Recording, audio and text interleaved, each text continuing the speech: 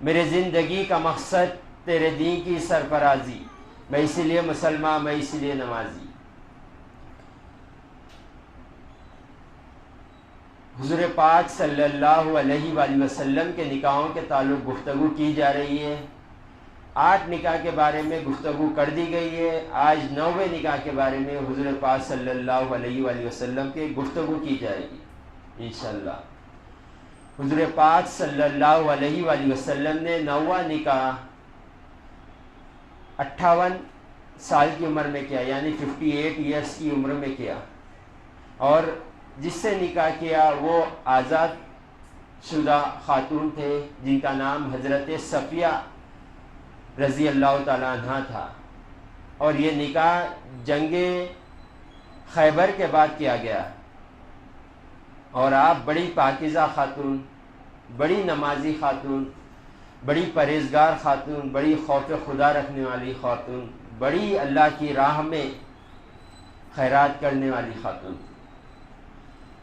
آپ کو اللہ نے بڑی سعادت یہ بخشی تھی کہ اللہ نے آپ کو اپنی بارگاہ میں سجدہ کرنے کی بڑی کثرت سے توفیق دیا کرتے، اور آپ کے ہاتھ بڑے لمبے ہوا کرتے، یعنی بڑی خیرات کرنے والے اللہ کی راہ میں ہوا کرتے تھے آپ کے خادمہ نے، جو آپ کے کام کرنے والے آپ کے جو غلام تھے، آپ کے ایک باندی نے حضرت عمر فاروق رضی اللہ تعالیٰ عنہ سے شکایت آپ کی غلط کر دی، یعنی کچھ غلط سلط بول دیا آپ کو عمر فاروق رضی اللہ تعالیٰ عنہ کو۔ تو آپ کو جب معلوم ہوا تو آپ نے پوچھا اپنے خادم سے، اپنے خادمہ سے کہ تم نے یہ کیوں کہا؟ تو انہوں نے کہا کہ مجھے شیطان نے بھٹکا دیا تھا۔ تو آپ نے کہا کہ آپ کو شیطان نے بھٹکا دیا تھا، تو جائیے میں تمہیں اللہ کی رضا کے لیے آزاد کر دیتی ہوں۔ آج ہم کیا کرتے ہیں، اگر کوئی ہمارا نوکر غلطی کر دیتا ہے، ہمارے کام والے کوئی غلطی کر دیتے ہیں، تو ہم جو منہ کو آیا وہ بول دیتے ہیں، حتیٰ کہ اتنی کبھی جاہلت پناہ ہو جاتا ہے ہمارے پاس، نوکر کو مار دیا جاتا ہے، پچکڑا مارے جاتے ہیں یا بےہودے گالیاں دیے جاتے ہیں، مگر آپ دیکھیں آپ کے بارے میں برا بھلا کہا گیا، آپ قادر تھے کہ ان سے بدلہ لے سکے، انہیں برا بھلا کہہ سکے، اور وہ غلام تھے، نوکر نہیں تھے۔ غلام میں اور نوکر میں بہت فرق ہوتا ہے۔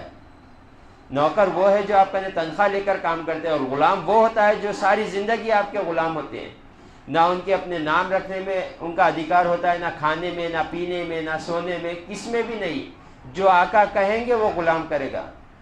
اور آزادی بہت بڑی نعمت ہوا کرتی تھی، اس دور کی بڑی نعمت، سب سے بڑی آزادی ہوا کرتی تھی، تو آپ نے اللہ کی رضا کے لیے انہیں معاف کر دیا۔ تو غلام کو آزاد کرنا یہ بہت بڑی اللہ کی راہ میں خیرات کرنے کی بات تھی۔ تو ہم دیکھیں کہ یہ لوگ کیسے اپنے نفس کو قابو میں رکھتے تھے، کیسے اپنی زندگی گزارتے تھے، اور آج ہم اپنے نفس کے اشارے پہ چلا کرتے ہیں۔ ہماری نفس کہہ دیتی ہے سو جاؤ، سو جاتے ہیں، ہم کھانا کھا لو، کھا لیتے ہیں، چائے پینا دل بولتا ہے، چائے پی لیتے ہیں۔ یہ مستحبات ہے، مگر جب یہ اس کے ہم عادی ہو جائیں گے، جو نفس بولے گا سنیں گے، تو یہ ہمارے کو حرام کے قریب ضرور لے کے چلے جائے۔ اس واسطے بزرگان دین فرماتے ہیں اگر کوئی اپنے نفس کی اصلاح کرنا چاہتا ہے تو اسے پہلا کام یہ کرنا چاہیے، اپنے مباح کام کو روکنا چاہیے۔ جب اس کی خواہشات کہے، جائز خواہشات جب دل کہے، تو اس کو اپنے آپ پر قابو رکھنا چاہیے۔ جب یہ بندہ قابو رکھنا چالو کر دیتا ہے تو اللہ تعالیٰ اس کو نفس پر پکڑ عطا کرتا ہے، یعنی نفس اس کے اختیار میں ہو جاتا ہے۔ تو ہمیں دیکھنا چاہیے کہ ہم اپنے نفس کو اپنے قابو میں رکھ رہے ہیں یا نفس ہمارے کو اپنے قابو میں رکھ رہا ہے، یہ دیکھ کر اپنی زندگی گزارنا چاہیے۔ اور غلام کے بارے میں حضرت ابراہیم بن ادہم رحمۃ اللہ علیہ، جو بہت بڑے چشتیہ سلسلے کے بڑے بزرگ گزرے ہیں، تو آپ کے مریدین نے، آپ کے شاگردوں نے ایک مرتبہ پوچھا حضرت اللہ نے آپ کو یہ مقام کیسے حاصل کیا، آپ یہ مقام کیسے حاصل کرے، اللہ نے یہ مقام آپ کو کیسے دیا؟ تو آپ نے کہا کہ یہ مجھے مقام جو ملا ہے میرے غلام کی وجہ سے ملا ہے۔ آپ وقت کے بادشاہ ہوا کرتے تھے، تو آپ نے کہا کہ میں ایک مرتبہ ایک غلام کو خرید کر لایا اور اس سے اس کا نام پوچھا، بتاتے ہیں نام کیا ہے؟ تو اس غلام نے جواب دیا کہ حضرت میرے آقا آپ نے مجھے خرید لیا، اب مجھ پر میرا کوئی ادھیکار نہیں ہے، آپ جو نام رکھیں گے وہی میرا نام ہوگا۔ پھر میں نے پوچھا کیا کھانا پسند کرے گا؟ تو وہی جملہ انہوں نے دہرایا کہ آپ نے مجھے خرید لیا، آپ جو دیں گے میں وہ کھاؤں گا۔ تو آپ نے پوچھا کیا پہننا پسند کرو گے؟ تو وہی جملہ انہوں نے پھر دہرایا کہ آپ جو پہنائیں گے میں وہ پہنوں گا۔ تو آپ فرماتے ہیں کہ اس کے جملوں نے میرے دل کی کائنات بدل دی ہوئی۔ میں کو اللہ نے یہ سوچ اسی وقت فکر یہ دی کہ اے بندے دیکھ ابراہیم، میں نے تجھے وقت کی بادشاہیت دی، مگر تو میرا غلام ہو کر بھی میرا نافرمان ہے۔ میری فرما برداری اس قدر نہیں کر سکتا جو تیرا غلام تیرے ساتھ کرتا ہے۔ جیسے ہی یہ جملے میں نے سنا، میں نے رائے سلوک طے کرنا اختیار کر لیا۔ میں نے ہر قدم پر یہ سوچ کر زندگی گزار دی کہ میرا اللہ مجھ سے اس وقت کیا کہتا ہے۔ فجر کا وقت ہوتا ہے تو میں فوراً یہی کہہ لیتا تھا اپنے آپ سے کہ فجر کا وقت ہوا، سونے کا وقت نہیں ہے، اٹھ کر جانا ہے نماز۔ جب اللہ کا جو حکم مجھ پر کہا گیا، میں وہ سوچ کر لیا کہ اللہ کا میں غلام ہوں، میں نوکر ہوں، جس نے مجھے پیدا کیا، جس نے مجھے عزت دی، جس نے مجھے ہر چیز سے سرفراز کیا۔ میں نے کہا کہ اس کے حکموں پر پہلے لبیک کہا جائے گا، پھر بعد میں اپنے کام کیے جائیں۔ تو اللہ نے مجھے یہ مقام عطا کیا۔ تو یہ غلام جو ہوتے ہیں، یہ انسان کو بہت کچھ سکھائے جاتے ہیں، اور غلام ہمیں بن کر رہنا چاہیے، اللہ اور رسول کے غلام ہمیں بن کر رہنا چاہیے۔ جب یہ ہم غلام بن جائیں گے تو اللہ تعالیٰ ہمارے سروں پر عزتوں کا تاج پہنائے۔ اور بی بی صفیہ رضی اللہ تعالیٰ عنہ یہ بڑی عبادت گزار بھی تھے۔ ایک مرتبہ حضور پاک صلی اللہ علیہ وآلہ وسلم نے کہا کہ جو دن میں 12 رکعت نماز پڑھتا ہے تو اللہ تعالیٰ جنت میں اس کے لیے محل بنا دیتا ہے۔ تو آپ بڑی کثرت سے 12 رکعت نفل نماز پڑھا کرتے تھے۔ تو ہمیں بھی چاہیے کہ دن میں 12 رکعت نفل نماز پڑھیں۔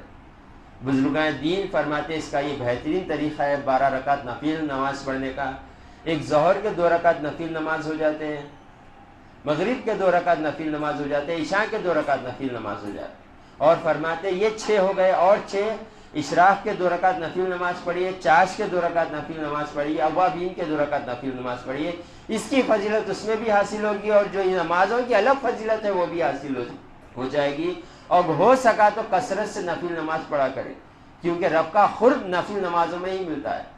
بخاری شریف کی حدیث ہے، حضور پاک صلی اللہ علیہ وآلہ وسلم نے ارشاد فرمایا، بندہ فرائض کے بعد جب میری فرائض ادا کرتا ہے، میرے حکم کی فرما برداری کرتا ہے، قرب پاتا ہے، اس کے بعد جب نفلی نمازوں میں کثرت کرتا ہے تو میں اس کا دوست بن جاتا ہوں۔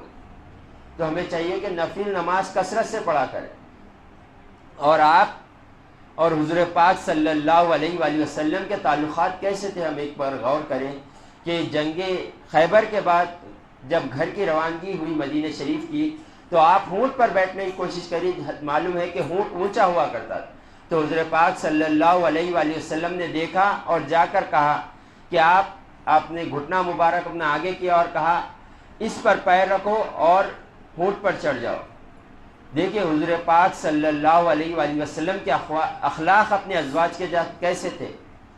حضور پاک صلی اللہ علیہ وآلہ وسلم نے اپنا گھٹنا پیش کیا اور کہا کہ اس پر پیر رکھو اور اونٹ پر چڑھ جاؤ۔